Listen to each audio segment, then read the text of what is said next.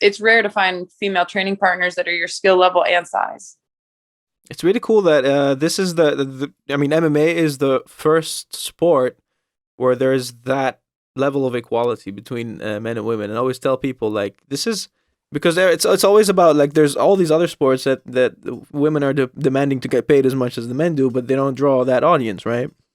And that's always the Yeah. argument. Like it's like but with MMA it doesn't matter because in the end, obviously there's just the physical differences, but in terms of technique and and skill, I mean the top women are can be just as skilled as the top men. It's just that there's physical differences like that. So what you get to see is still a high level fight. Yeah, I agree. And it's really And nice. and with pay also, by the way, so I guess. Huh? And also What? with pay, correct? I'm sorry, say it again. Also with fighter pay, correct? Oh It's yeah. very Mhm. close, yeah. Yeah, I'm super happy when I get to tell people that in my sport the women make as much as the men, like Hmm. exactly as much as the men.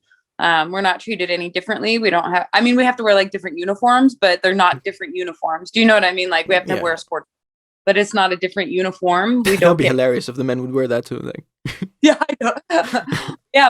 So, I mean, everything's the same for us. The rules are the same. The length of the rounds is the same, which is not, it's not like that in boxing. In boxing, I think Clarissa Shields just went on Joe Rogan and she was yeah, talking about like the inequalities in boxing and how women are treated differently. I know for sure in the Olympics they have shorter rounds and I think they have to wear headgear, and the yeah. men have longer rounds and don't have to wear headgear.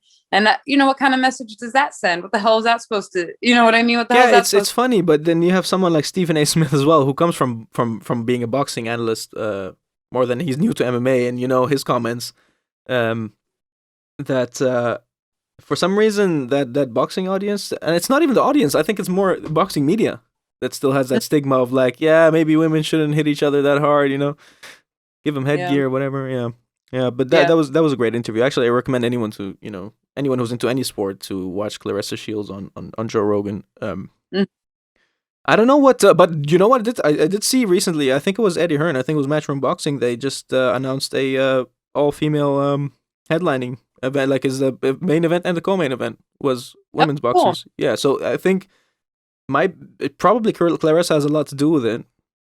That it's Yeah. sort of starting to shift, and I think boxing has been in a chase with MMA over the last few years. Like they know they have to follow that blueprint that Dana has probably set with UFC in order to survive, and it Mhm. includes this. Yeah. Yeah, Well, so because I really respect Dana. People always like play that clip of him saying that women would never fight in the UFC, but Dana's actually done some, but Dana's done some pretty badass shit. Like he didn't just let women into the UFC. Ronda Rousey was a fucking star. It's not like he just let women hmm in and then kept us like to the sideline or like something yeah, like that. When Dana had women come into the UFC, he was like, they're here, they've arrived. He made women main events, co-main events. He pushed females to be stars. Do you know what I mm, mean? Like he yeah, promoted a lot, and they really had a lot of success from the minute they were allowed in the UFC, which really says yeah, something. We're all paid the same. And then just watching the way he worked through the pandemic, and like I fought more in 2020 than I've ever fought in my life. And yeah.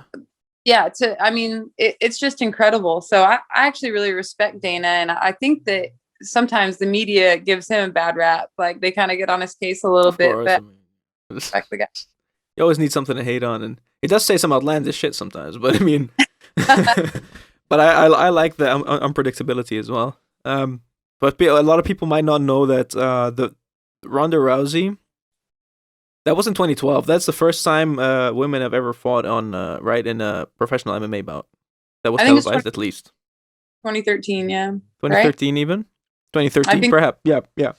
So that's very recent. But what's cool about that, and I don't know if you realize this or ever think about that means that you are part of the first generation of top female fighters.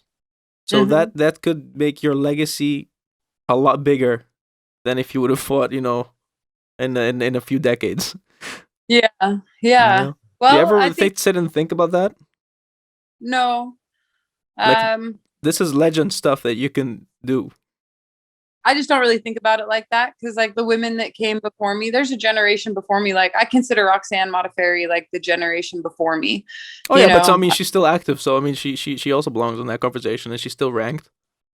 yeah, she's a Yeah, badass. Roxanne's the shit. I yeah, really like her. yeah, I love her whole thing, her whole character, her shtick. There's gonna be women that come through us that are legends in their own way. Like Joanna Jędrzejczyk is like a legend to me. Mhm. I don't know. I guess you know, might be the same generation. We might, I don't know. It's hard, but you know, women like Macy Barber for sure is like a Mhm. generation after me, you know, and she's Yeah. going to be a star in her own right. So it's, yeah, it's cool to be a part of this. It's cool to be a part of women's MMA. It's a cool time to be in MMA in general.